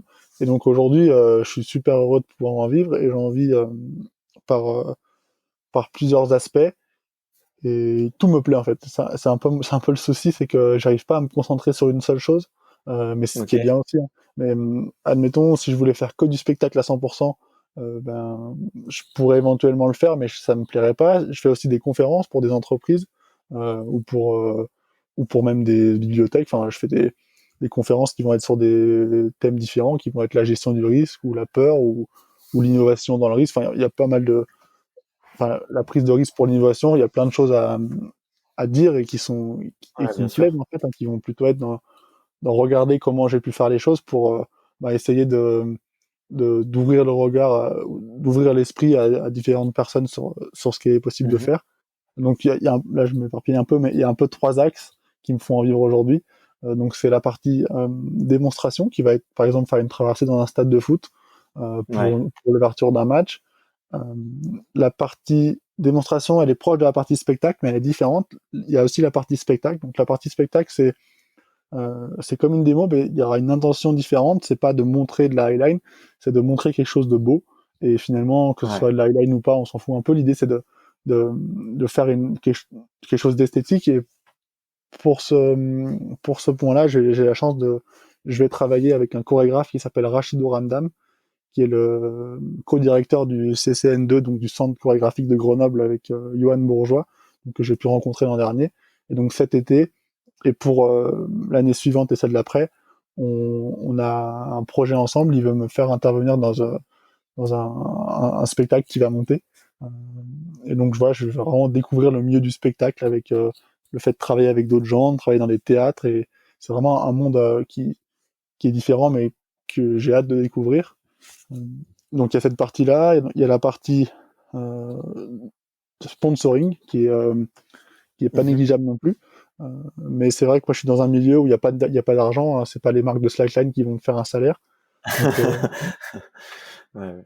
les sponsors que Ok. j'ai, c'est mon plus gros sponsor, c'est Exahome, c'est des gens qui vendent des maisons. Donc c'est un groupe qui fait de la construction de maisons, qui est un des plus gros constructeurs de maisons en France. Euh, Ouais. et donc eux, bah, c'est des gens que j'ai rencontrés en faisant un séminaire pour une entreprise avec qui c'est passé très très bien humainement. Et, et c'est génial parce que j'ai une super relation avec eux. Grâce à eux, notamment, j'ai rencontré Mike Horn et j'ai passé beaucoup de temps avec Mike Horn récemment. On se voit sur D'accord. plusieurs événements. Et là, en cette période de confinement, par exemple, bah, je leur ai fait des vidéos pour les collaborateurs. Enfin, il y a tout un. C'est vraiment une relation humaine qui s'est basée avec ces entreprises et c'est des gens vraiment géniaux. Et Ouais. donc voilà, j'ai un peu fait les trois parties. C'est la partie, on va dire, spectacle, démonstration, entreprise et sponsoring. Voilà. C'est ça qui me fait un petit peu vivre aujourd'hui. Ok, d'accord. Tu dis un petit peu vif parce que c'est pas encore la fortune des footballeurs, c'est ça ou... Non, mais oui, mais je pense qu'aujourd'hui, si j'ai quand même la chance d'en vivre bien, Hmm. j'ai pas, enfin, disons que ça fait donc 4 ans que je fais que ça on va dire que mon chiffre d'affaires, pour parler concrètement, enfin, je vais pas donner des chiffres, mais j'en vis vraiment de mieux en mieux chaque année. Ouais. Je Ok. gagne de plus en plus d'argent par rapport à ça chaque année. Et bon là, c'est un petit peu, j'ai plein de choses qui se sont annulées, qui devaient se passer dans ces mois avec le virus. Ouais, qui vont Donc être compliqués, ouais. voilà, ça va être zéro pendant 3 mois, mais j'ai la chance aussi, donc ça va faire un bon creux, mais j'ai la chance de faire un métier dans lequel je peux avoir un très gros pic après et je peux gagner finalement beaucoup d'argent en peu de temps en fait, en faisant Ouais. des conférences, des démonstrations. Et donc non, aujourd'hui j'ai quand même la chance d'en vivre plutôt bien. Par contre, c'est vrai que je suis un truc qui est un peu précaire parce que il faudrait pas que voilà, je dirais que si je me fais mal, j'ai beaucoup moins de boulot. Après, toutes les conférences que je fais, ça marche quand même si je me fais mal, mais Hmm. aujourd'hui, j'en vis pleinement et j'imagine pas une seconde faire autre chose, retourner. En fait, moi, j'ai appris le génie mécanique à l'école, j'étais plutôt dans l'industrie et j'imagine Ouais. pas une seconde retourner dans l'industrie. J'en aurais pas besoin et j'en aurais pas envie. Ok, ouais, non, je vois ce que tu veux dire. Bah, tu vois, moi, je vis un peu la même chose avec le podcast. Tu vois, aujourd'hui, aujourd'hui, je me régale. Je commence à vraiment en vivre, en tirer un salaire. Je me verrais pas du tout revenir à travailler dans une agence web comme je le faisais il y a 5 ans. Mais donc, je comprends tout à fait ce que tu dis par là, quoi. Et euh, et puis sur le fait que tu fasses finalement que ça soit une ensemble de sources de revenus, c'est un peu tout s'imbrique et tout est un petit peu lié. Donc, c'est sûr que il y a un petit peu de fragilité par rapport à ça, parce que si t'arrêtes de faire des vidéos, bah peut-être que les entreprises elles viendront moins te voir, et puis versus, enfin tu vois, et tu vois un petit peu après ça peut, c'est sûr il peut y avoir un cercle un petit peu, enfin c'est un cercle vertueux tant qu'il tourne bien, et bravo à toi. En tout cas, c'est hyper impressionnant. D'ailleurs, je fais une petite aparté, mais je sais pas ce que t'en penses toi, mais tu vois, je vois qu'il y a beaucoup de, enfin je rencontre de plus en plus de sportifs qui sont pas dans des sports conventionnels ou des sports olympiques ou des sports de manière médiatisée. Et en fait, j'ai un peu l'impression qu'avec l'avènement on va dire vraiment l'avènement du digital, et je dirais que c'est un tout, tu vois, entre l'arrivée de GoPro, de Red Bull, de YouTube, tu vois, un espèce de combo magique où tu as de plus en plus de sports un peu impressionnants qui arrivent sur la scène, que finalement ces sportifs-là qui ont très très bien compris le jeu un petit peu du sponsoring et de la vidéo et de l'image qu'ils peuvent en dégager. J'ai l'impression que c'est des sportifs qu'aujourd'hui qu'en vivent, quoi. Et alors que c'était pas du tout le cas il y a 20 ans, quoi. Donc je sais pas toi quel est ton point de vue, et il y a d'autres slackliners qu'en vivent comme toi, où c'est vraiment t'es vraiment, tu fais un peu la différence. Alors du coup, pour répondre à la première question, déjà par rapport à la façon dont on peut vivre aujourd'hui avec en gérant un peu le digital, c'est vrai que c'est une chance de fou hein, qu'on a avec avec les réseaux sociaux et tout ça. Par contre, disons qu'il y a deux parties parce que il y a 20 ans, on va dire que beaucoup moins de gens vivaient du sport, mais ceux qui Ouais, en vivaient beaucoup mieux. Par exemple, on peut parler, je sais pas, des grimpeurs de l'époque qui avaient des énormes sponsors, des sponsors qui dégageaient des budgets énormes, ou les mêmes pour avoir beaucoup, enfin un peu discuté avec les gens qui faisaient du freeride à l'époque ou du ski. Ils avaient vraiment un sponsor, et puis là, le sponsor débloquait toute l'année, t'avais plus à te soucier du reste, t'avais pas à t'embêter, entre guillemets, à être sur les ouais, réseaux sociaux, tu avais un budget et puis tu faisais ton truc. Et c'est vrai que maintenant, finalement, ça a permis d'ouvrir euh, ce- cette visibilité à, à beaucoup de beaucoup monde, de beaucoup gens. de gens.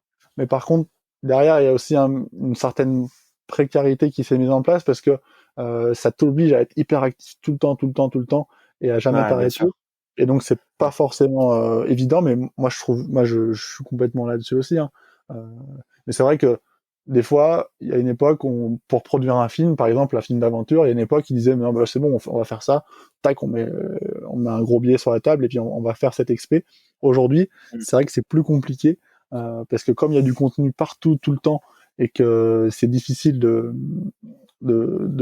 faire quelque chose de qualitatif, disons qu'on va dire que des fois, le fait tout ce contenu énorme peut éventuellement baisser un peu la qualité de certaines choses, mais Bien sûr. ça ouvre aussi ce contenu à beaucoup de gens et finalement, des fois, à des gens qui ont bien plus de talent que des personnes qui étaient un peu médiatisées à l'époque. Donc, en gros, moi, c'est vrai que j'en vis aujourd'hui grâce à ça, hein, grâce à l'image, hein, clairement. Si j'ai fait des records, c'était pour repousser les limites, mais j'étais aussi conscient que c'était après aussi pour en vivre, parce que si j'étais dans les médias, c'est ça qui me permettait, enfin, qui me permet toujours de travailler. Et, et donc ouais, moi je suis complètement, enfin, je suis heureux de voir tous ces gens qui en vivent et tous ces talents qui ressortent, que ce soit dans les copains parapentistes qui font des super trucs comme Antoine Girard qui je crois a fait la connexion entre nous si je dis pas de bêtises. Ouais, exactement, ouais. Et voilà, en fait ce qui est fou en fait c'est que on se rend compte aussi qu'il y a plein de façons d'en vivre finalement un peu toutes différentes les unes des autres et que chacun fait un peu sa tambouille et que chacun aussi fait ce qui lui plaît et chacun est bon dans ce qui lui plaît. Donc, et du coup, là, je rebondis sur ta deuxième question. Moi, je pense qu'aujourd'hui, je suis le seul à en vivre de la façon dont j'en vis concrètement, avec ce mix de choses-là, parce que c'est vrai que Ouais. j'en vis aussi beaucoup en parlant de ce que je fais, et pas forcément que en faisant ce que je fais, en Ouais, m'entraînant c'est ou en vrai. faisant de la performance. Mais par contre, je peux pas aujourd'hui dire que je suis le seul à en vivre concrètement, parce qu'il y a des gars, il y a un Suisse par exemple qui s'appelle Lael Grunberg, qui lui fait beaucoup de spectacles et qu'en vit. Il y a des gars qui font des traversées sur un bateau de croisière aussi qu'en vivent. Il y a, il y a d'autres gars en France qui en vivent quasiment en faisant. À une époque, on partait super souvent en Chine. J'ai un copain qui est kiné, lui, il vivait avec la relation qu'on avait avec la Chine. Donc en fait, on est plusieurs à en vivre Ça se à développe. plein temps ou ponctuellement, même si c'est vrai que moi, je suis le seul dans toute la bande de copains à avoir misé 100% là-dessus et avoir essayé d'en vivre complètement. Et c'est pour ça Mm. aussi que derrière, des fois, ils acceptent, quand j'ai traversé la Tour Eiffel, il y a entre guillemets que moi qui ai pris un peu le risque de faire que ça, parce que c'est aussi un risque de se lancer là-dedans, d'oublier tout le Bien reste. sûr. Et, et donc, Ouais, je suis pas le seul à en vivre, mais je suis le seul à en vivre de la manière exacte dont j'en vis aujourd'hui, mais j'espère que d'autres pourront en vivre plus tard, et je suis persuadé que, après, je connais pas tout le monde, il y a des Brésiliens apparemment qui en vivent aussi, il y a des Instagrammeurs américains qui en vivent, donc on a chacun notre façon de fonctionner, qui est ouais, bien différente, sûr, ouais. et qu'on s'éclate tous autant. Voilà, vous êtes tous finalement un peu des entrepreneurs et vous avez tous un petit peu votre façon de vous démarquer les uns les autres et de faire les choses bien. En tout cas, merci beaucoup pour ta transparence. Je voulais pas spécialement y passer beaucoup de temps, mais c'est bien aussi de le mettre en lumière parce que c'est une des difficultés des sports un petit peu plus atypiques. Je sais pas comment on peut le définir, mais en tout cas c'est hyper sympa de nous expliquer et de mettre la lumière là-dessus parce qu'on se rend pas compte du temps que ça prend, du boulot énorme que ça prend déjà de convaincre des entreprises et puis en plus d'entretenir la relation et de s'assurer que tout se passe bien. Donc félicitations pour tout ça. Juste avant de terminer, parce que j'ai pas envie de te retenir beaucoup plus longtemps, j'ai quelques questions pour la fin que je t'avais envoyé un petit peu avant. Tu peux y répondre d'une manière un peu du tac au tac ou tu peux les approfondir un petit peu plus. Est-ce que ça te dit d'y répondre maintenant? Ouais, ouais, carrément. Allez. Euh, Est-ce qu'il y a une rencontre qui t'a changé la vie? Alors, une rencontre qui m'a changé la vie, en fait, c'est pas vraiment une rencontre, là, je vais dire que c'est un peu bête, hein, mais c'est ma mère, en fait. Je crois que c'est, C'est génial. Ok. non, mais ouais, je vais me mettre avec en disant ça, mais c'est vraiment grâce à elle que je crois que ça rejoint une autre question qui est là-dedans, mais il y a un moment, un tournant en fait, qui a fait que ça a changé ma vie complètement. C'est le jour où j'ai décidé d'essayer de faire que ça. On m'avait proposé un travail dans l'industrie, c'était un peu la sécurité. Bon bah tu vas aller bosser dans une entreprise. Et puis, voilà, tu vas faire des horaires normaux et tu auras ton salaire tous les soirs, mais tu t'éclateras peut-être pas. Et à ce moment-là, on m'a proposé aussi, j'avais l'opportunité peut-être de pouvoir en vivre, et c'était hyper difficile à un moment en cours, hein, ça s'est résumé en 3-4 jours. Et ma mère, elle a été là pour me dire, non, mais cette chance que tu as là aujourd'hui, saisis-la parce que tu l'auras pas plus tard. Et moi, j'étais terrorisé, vraiment, j'étais mal à ce moment-là, j'étais stressé, j'étais vraiment pas bien. Et elle m'a dit, allez, vas-y, lance-toi. Euh, et ça, en plus, c'est un moment précis, mais derrière, dans sa démarche de toujours, ça a été toujours de me faire confiance pour tout ce que je faisais. Et donc, en fait, c'est pas une rencontre, en fait, enfin, si, c'est une rencontre parce que on s'est bien rencontré à un moment ou à un autre. Mais c'est elle Ouais. qui m'a soutenu, sur ce moment-là difficile. Alors, je dis ma mère, mais c'est mon père aussi parce que, Ah ouais. voilà, à ce moment-là, c'est elle qui me l'a dit comme ça, mais d'ailleurs, c'est ma famille qui a vraiment été, qui a été parfaite, en fait, hein, parce que ils m'ont toujours accompagné dans tout ce que je faisais. Ils ont gommé un peu tous les avis négatifs qu'ils avaient de l'extérieur, c'était pas évident pour les grands-parents de dire bah qu'est-ce qu'il fait, il fait que ça, c'est pas normal, c'est pas un métier. Et eux, ils étaient là Ouais. juste avec la bienveillance qu'ils avaient. Et voilà, je crois ça c'est con, hein, on va dire que ça par raconte avec mes parents enfin ça a changé ma vie concrètement. C'est sûr que concrètement, s'ils n'avaient pas eu ce moment-là, j'en serais pas là aujourd'hui. Bah écoute, franchement c'est génial. Tu fais bien de rendre hommage à ta maman et je trouve que tu as une chance énorme parce que le nombre de parents, tu sais, qui sont trop inquiets pour leurs enfants et qui pensent qu'à la sécurité plutôt que de penser aux rêves. Bah voilà, ta mère et tes parents t'ont permis de vivre ton rêve, donc franchement merci de leur rendre hommage. C'est plutôt cool. On oublie trop souvent à quel point les parents impactent la vie des sportifs et même la vie des gens qui vivent le rêve tout simplement. Ouais, c'est Donc ça, c'est le grand mot, hein, ouais, je dis le seul mot en fait, c'est confiance en fait. C'est juste que faire confiance. ouais, Eux, ils m'ont fait confiance, ils m'ont dit Nathan, on te fait confiance, fais ce que, vas-y, on te fait confiance. Et ils m'ont dit on te fait confiance parce que nous, on t'a donné tout ce qu'on avait à te donner quand t'étais petit, et maintenant, fais ce que tu veux, on te fait confiance. Et c'est ça qui, voilà, moi, qui prime, hein, que ce soit pour réaliser ses rêves ou quoi que ce soit. Voilà, c'est juste l'histoire de confiance qu'ils m'ont donné. Et bah, c'est vrai que c'est. ok. Bon bah génial, ça m'inspire d'autant plus que, comme je te disais, je suis papa depuis pas longtemps et du coup j'ai envie de donner le meilleur possible à mon fils. Donc voilà, je sais quoi lui donner en tout cas en priorité. Donc c'est trop cool. Merci beaucoup. Où est-ce que tu te vois dans 10 ans? Alors dans 10 ans, je me vois, j'en sais rien en fait. Et c'est vrai que je peux vraiment pas y répondre à cette question parce que, enfin, je peux y répondre de manière différente, mais je me suis jamais projeté nulle part. J'ai jamais été capable de me projeter en fait, vraiment même à court terme, hein, quand j'étais à l'école, je savais pas ce que je voulais faire comme métier plus tard. Et en fait, j'ai appris au fur et à mesure euh, de ne pas avoir besoin en fait de se projeter. Alors c'est sûr que ça peut être sécurisant et des fois c'est quand même pratique hein, de pouvoir se projeter. Mais moi je suis vraiment sur un style de vie. Je pense que c'est ma façon de faire et qui m'a toujours réussi. Je sais pas ce que je ferai dans 3 ans même. Je sais que je ferai quelque chose qui me plaît, ça j'en suis certain. C'est con hein, parce que souvent il y a la question, on me dit qu'est-ce que tu veux faire plus tard, je veux être heureux et c'est une réponse à la con. Mais en fait, je pense que c'est le fondement du truc, c'est que t'as pas besoin de savoir ce que tu vas faire concrètement pour savoir que tu vas t'éclater. Et donc je sais que dans 10 ans je vais faire un truc qui me plaira, je sais que que je serai bien dans ce que je ferai. Je sais pas du tout ce que ça sera. J'espère que ça sera différent d'aujourd'hui. Mais voilà, j'en ai aucune idée et c'est génial comme ça. D'accord, ok. Bon bah génial. T'as raison de laisser libre recours à la vie. Est-ce qu'il y a encore des choses qui te font peur? Parce que j'ai l'impression que tu as affronté beaucoup de tes peurs entre le vide, celle de repousser les limites et celle aussi de te lancer à 100% dans cette activité. Est-ce qu'aujourd'hui, il y a encore des choses qui t'effraient? Alors en fait, j'ai affronté beaucoup de mes peurs, mais en fait, je dirais qu'il y a tout qui pourrait m'effrayer. En fait, j'ai- je suis quelqu'un à la base qui est plutôt, hum, enfin pas peureux, mais qui est plutôt prudent sur plein de choses.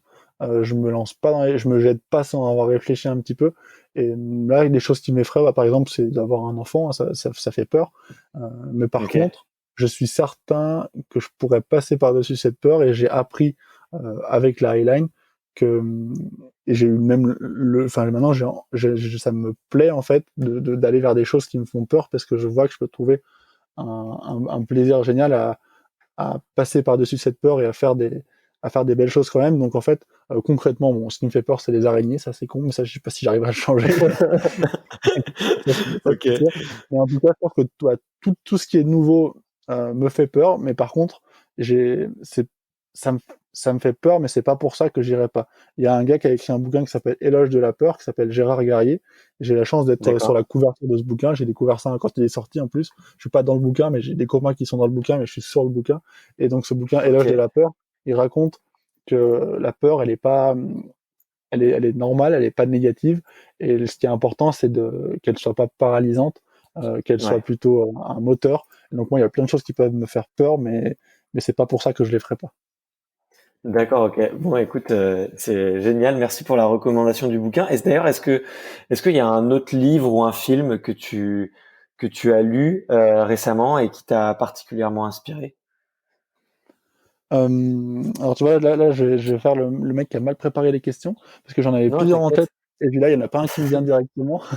Mais donc, Non, mais en plus, on a cité plusieurs parce que tu as cité les Flying Frenchies, tu viens de citer l'éloge de la peur, donc il y a un film que je veux dire, je te le fais film faire des prolongations.